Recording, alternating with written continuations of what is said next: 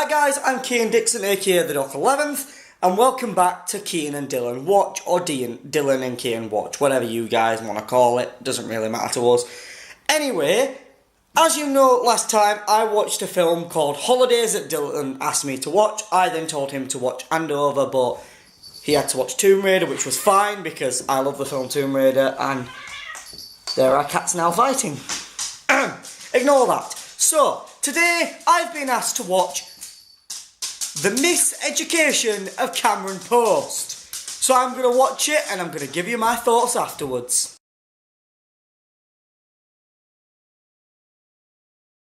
So guys, just as the film's beginning, I've actually just realised that I have actually seen this film before, but it is a great film. I remember watching it when it first came out because it's such a good film. I am going to watch it again and give more of a directorial review to it.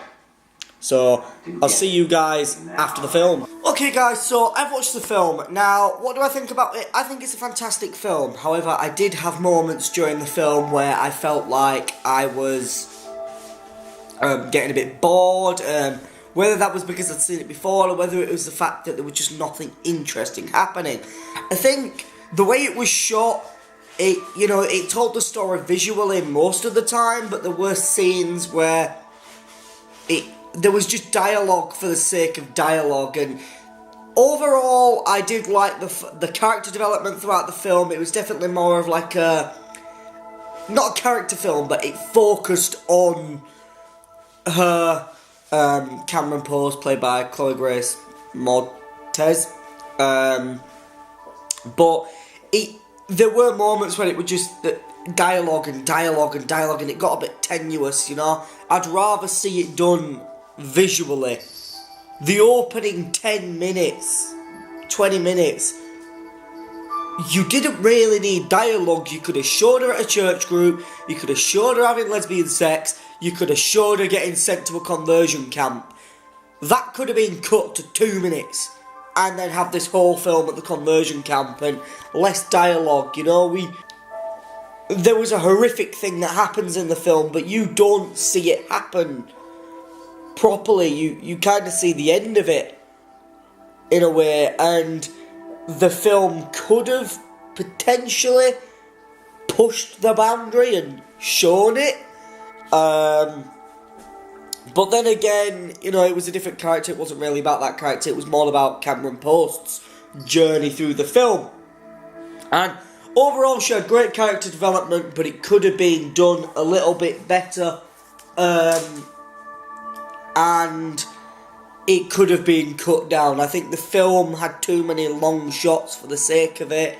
The ending, spoilers, where they're just in the truck together, it just felt a bit long. It felt like you could have just had them all sort of had their heads on each other, drive off into the sunset, and just let them drive off rather than us follow and come with them.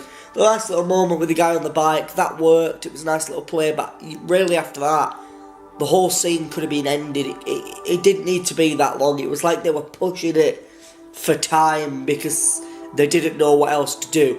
Overall, I do like the film. As a director, it's a good film. I wouldn't use it as a reference point for a film that I'd make personally, but it is a good film.